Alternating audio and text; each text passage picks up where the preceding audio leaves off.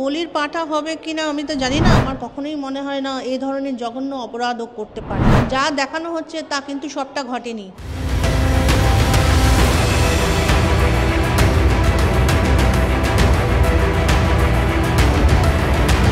সঞ্জয় রায় ইতিমধ্যেই তিনি দোষী সাব্যস্ত হয়েছেন।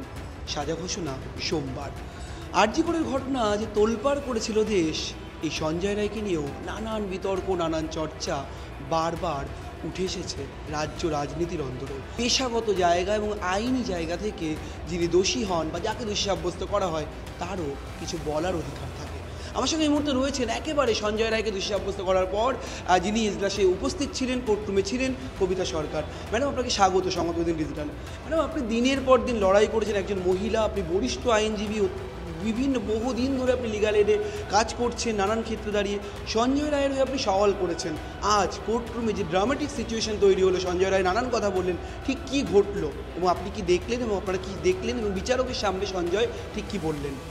আচ্ছা, আজকে যেটা হলো যে বিচারক তাকে 3টে ধারায় দোষী সাব্যস্ত করলেন। বা সেই কতটা ওর সাজা হবে সেটা তো সোমবার জানা যাবে। তবে বিএনএসের 64 আর 66 এবং 103(1) এই সাবক্লজে ওকে দোষী সাব্যস্ত করা হবে, আর এটাই জানালেন। আর সোমবার ওকে ভালোভাবে ফাইনালি শোনা হবে, তারপরেই ফাইনাল জাজমেন্ট উনি আমাদেরকে জানাবেন। এখন এই ক্ষেত্রে সঞ্জয়ের অনেক বক্তব্য আছে। সঞ্জয় যেটা বলছে যে ও কখনোই এই মামলায় যুক্ত ছিল না এবং এই ধরনের জঘন্য অপরাধ ও করেনি। এবার এই সব প্রমাণ, যেটা জজ সাহেব বলছেন যে সব প্রমাণ এবং সব কিছু যা উঠে এসেছে সবই সঞ্জয়ের বিরুদ্ধে। তো সঞ্জয়ের এক্ষেত্রে শেষ এই সীমানায় এসেও কিছু বলার আছে, যেটা উনি সোমবার দিন শুনবেন। আর এখন যেটা সঞ্জয় বলছেন যে ওর গলায় যে রুদ্রাক্ষের মালা ছিল, যদি ও এই ধরনের জঘন্য অপরাধ করত তাহলে সেই রুদ্রাক্ষের মালাটাও আজকে ছেঁড়া অবস্থায়, রুদ্রাক্ষগুলো স্ক্যাটার্ড অবস্থায় পাওয়া যেত ক্রাইম সিনে, কিন্তু সেরকম কোনো ঘটনা ঘটেনি। আর যেগুলো যে আমরা এই মামলাটা যেটা হচ্ছে সেটা ডাইরেক্ট কোনো এভিডেন্স সেরকম নেই, আর যেটা আছে সেটা হলো সবই সার্কামস্ট্যান্সিয়াল এভিডেন্স, যেটা আমরা পারিপার্শ্বিক যে সব মানে কি বলবো যে এভিডেন্সগুলো সেগুলো আমরা পাচ্ছি, যেগুলো দিয়ে কাউকে দোষী সাব্যস্ত করা অনেক কঠিন ব্যাপার। আর এখানে আমরা ডিফেন্সের তরফে কোনো রকম ডিফেন্স উইটনেসও আনিনি এবং অনেক কাজ আছে যেগুলো আমরা আরও পুঙ্খানুপুঙ্খভাবে করতে পারতাম, কিন্তু ডিফেন্সের তরফে সেগুলো করা হয়নি। আর এই যে খামতিগুলো হয়তো হাইকোর্ট বা সুপ্রিম কোর্ট যখন আমার আসামি করবে তখন হয়তো সেগুলো রিকভার হবে, তবে সেগুলো তো অনেক ভবিষ্যতের ব্যাপার। এখন যে পর্যায়ে আছে সঞ্জয়ের বক্তব্য হলো সে এই মামলার সঙ্গে কখনোই যুক্ত ছিল না এবং এই ধরনের জঘন্য অপরাধ সে করেনি। ওকে আজকেও ওর সঙ্গে যখন লকআপে কথা বললাম, ও আমাকে একটাই কথা বলল যে আজকে আমার পয়সা নেই, আজকে আমার কোনো সামর্থ্য নেই, আর আমার প্রভাব প্রতিপত্তিও নেই যে আমাকে একটা ফোন কল করে এই কেসের মধ্যে ইনভলভ করে দেওয়া হলো। যেটা অনুপ দত্ত ওকে ফোন করে এই হসপিটালে আসতে বলেছিল। অনুপ দত্ত হলো যে কলকাতা পুলিশের যে ওটাকে ওয়েলফেয়ার যে সেল আছে সেখানকার উনি একটা চার্জে আছেন, ইনচার্জ। আর এই ব্যাপারে আর ওর কাছে কোনো রকম ইয়ে নেই যে ও এই হসপিটালের এই 3rd ফ্লোরে যে কোনো দিন গেছে, মানে এটাই ওর ফার্স্ট টাইম ওই 3rd ফ্লোরে যাওয়া। সেটা আমরা ওর গতিবিধি যখন ওর যে সিসিটিভি ফুটেজটা ভাইরাল হয়েছে সেই গতিবিধিটা আমরা সিসিটিভি ফুটেজ দেখলেই বুঝতে পারবো যে ও কোনো জায়গায় প্রথম পাঠানো হয়েছে এবং ও কীভাবে জায়গাটাকে লোকেট করছে। ডিফেন্সের তরফ থেকে আপনারা তো তাহলে ব্যর্থ, মানে আপনারা প্রমাণ করতে পারলেন না যে সঞ্জয় ঘটনায় একা জড়িত নন বা কিছু, ব্যর্থ তো আপনারাও নাকি সিবিআই, মানে কি বলবেন? এখানে আমরা যেরকম ব্যর্থ, মানে এখানে আমাদের ব্যর্থতা হলো আমাদের যারা হায়ার অথরিটি আছেন, মানে যা আমার উঁচু র্যাঙ্কের যারা অ্যাডভোকেট আছেন তারা এই কাজটা স্বতঃস্ফূর্তভাবে করলেন না, আর যেখানে আরও কিছু করার ছিল। আর সিবিআই তো অবশ্যই ব্যর্থ, যেখানে টালা পিএস যা করলেন বা মানে লালবাজার WG সেল যা করে দেখালেন সেগুলোতে মোহর দিতে আসলো সিবিআই। হ্যাঁ, সিবিআইয়ের তরফে কোনো এক্সট্রা কিছু করা হলো না। বলা হয় বিচারের বাণী নীরবে নিভৃতে কাঁদে না, বিচারক সব কিছু শুনেই রায় দেন বা দোষী সাব্যস্ত করেন। আজ যখন বিচারক তার সমস্ত কথা শুনছেন, বিচারক নিজে বললেন, আমি ছিলাম কোর্টরুমে, তিনি বললেন যে আপনি অন্যায় করেছেন, শাস্তি আপনাকে পেতেই হবে। আপনারা সোমবার ঠিক কী আবেদন নিয়ে যাবেন বিচারকের কাছে, যে সঞ্জয় শাস্তি কমানো হোক বা শাস্তি ইয়ে হোক, কি বলবেন? দেখুন, এই স্টেজে আমাদের আর্গুমেন্ট স্টেজে সেটা চলে গেছে। এখানে আসামিরও 313 হয়ে গেছে। 103খানা কোয়েশ্চেন তার সামনে রাখা হয়েছিল, তাকে বলার পুরো দিন সময় দিয়েছিলেন জজ সাহেব। তারপরেও যখন তাকে একটা অন্তিম একটা সুযোগ দেয়া হলো, সেটা হলো কোনো স্পেশাল গ্রাউন্ডে। সেখানে কিন্তু আমাদের কিছু বলার আর আইনগতভাবে কোনো জায়গা নেই। আমরা কিছুই বলবো না, আসামির যা বলার বলবে এবং সেই ভিত্তিতে আসামির যা রায় হয় হবে। সর্বোচ্চ কি মৃত্যুদণ্ডের দিকে কোনো রকম এরকম নির্দেশ আসতে পারে বলে মনে করছেন? যদি আসে তাহলে আপনাদের পরবর্তী পদক্ষেপ কী? এখানে দেখুন, দুটো ভাইটাল কোয়েশ্চেন এসে যাচ্ছে। একটা হলো ভিসেরা রিপোর্ট এখনও আমাদের সামনে আসেনি। হ্যাঁ, আর একটা হলো যে ভিসেরা রিপোর্ট যদি পজিটিভ হয় তাহলে ওই ভিকটিমের লাস্ট সিন যদি থিওরি অ্যাপ্লিকেবল হয়, ওই 4 জন ডাক্তার, তাহলে তারা কি খেয়েছিল বা খাইয়েছিল সেই নিয়ে প্রশ্ন আসে। কাকে? ভিকটিমকে। ঠিক আছে, যদি ভিসেরা রিপোর্ট পজিটিভ হয়, বললাম না, যদি সেটা পজিটিভ আসে, আর যদি পজিটিভ আসে তাহলে কিন্তু আপনি বুঝতে পারুন যে আমার মক্কেল কিন্তু দোষী না, অনেক আগেই ভিকটিমকে মারা হয়ে গেছে, এটা উঠে আসে।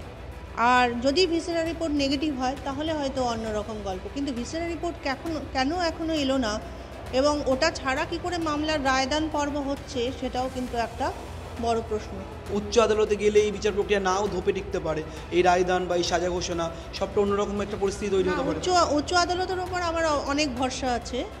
অবশ্যই উচ্চ আদালত যা এই আদালতে বা এই স্টেজে আমরা যা করতে পারলাম না, পরবর্তীকালে উচ্চ আদালতে ওর যে আইনজীবীরা হয়তো সেটা পূরণ করতে পারবে এবং ওকে রিলিফ দিতে পারবে।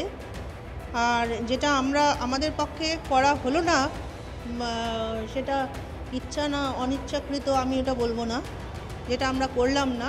মানে আপনারাও যে ব্যর্থ ডিফেন্সের লয়ার হিসেবে আপনি স্বীকার করছেন আজকে এই দোষী সাব্যস্ত হওয়ার দিন?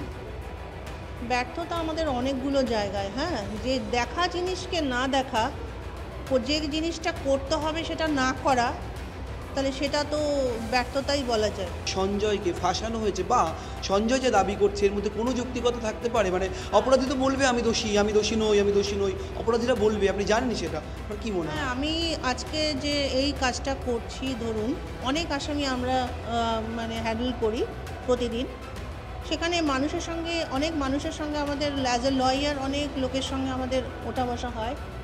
সেটা দেখে বলতে পারি যে সঞ্জয়কে আমি যে যতদিন ধরে ও অ্যারেস্ট হয়েছে, তারপরে এই 5 মাস ধরে যে আমি ওকে দেখছি, তাতেতে আমার ওর হাতের লেখা দেখে আর ওর সঙ্গে কথাবার্তা বলে আমার কখনোই মনে হয় না এই ধরনের জঘন্য অপরাধ ও করতে পারে।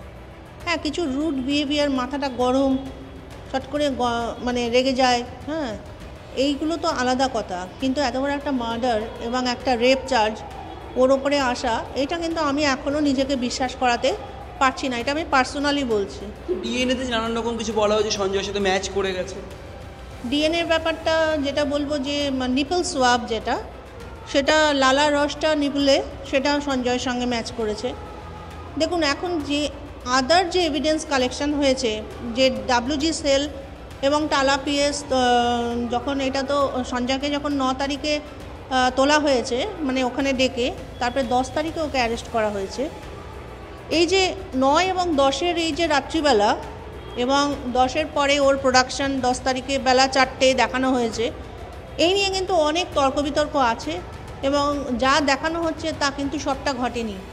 হ্যাঁ, আমার একেবারে আপনার কথা থেকে স্পষ্ট হলো যে সঞ্জয় এই জঘন্যতম অপরাধ করতে পারে বলে আপনি বিশ্বাস করছেন না। কোন দিন দাঁড়িয়ে বলছেন? যেদিন বিচারক তাকে দোষী সাব্যস্ত করলো, সঞ্জয় অপরাধী নন এটা আপনি বলছেন, কিন্তু সেখানে দাঁড়িয়ে আরেকটি প্রশ্ন, আপনি এই মামলায় যখন কাজ করতে শুরু করলেন, বহু লয়ার তো রাজি হচ্ছিলেন না, আপনি সাহস নিয়ে এগিয়ে গেলেন যে তোরও কিছু বলার অধিকার থাকতে পারে। আপনার সামাজিক বিড়ম্বনা ঠিক কী সমস্যার সম্মুখীন হলেন একজন মহিলা হিসেবে, একজন আইনজীবী হিসেবে? দেখুন, সেরকমভাবে আমি কোনো সমস্যার সম্মুখীন হইনি। হ্যাঁ, বা আমার সমস্যার সম্মুখীন হতে আমি মানে সেগুলোকে হয়তো আমি অত গ্রাহ্যই করিনি, কেন যেটা আমার ডিউটি আমি সেটাই করে গেছি। পরিবার, পাড়া প্রতিবেশী না, বলেন যে পরিবারে আপনি খুনি হয়ে লড়ছেন। না, পরিবারে আমার স্বামী আমার খুব সমর্থন করেন আমাকে এই কাজে। এখনও উনি লাইভ টেলিকাস্ট দেখেই যাচ্ছেন, অফিসে কাজ করছেন আবার লাইভ টেলিকাস্টও দেখে যাচ্ছেন।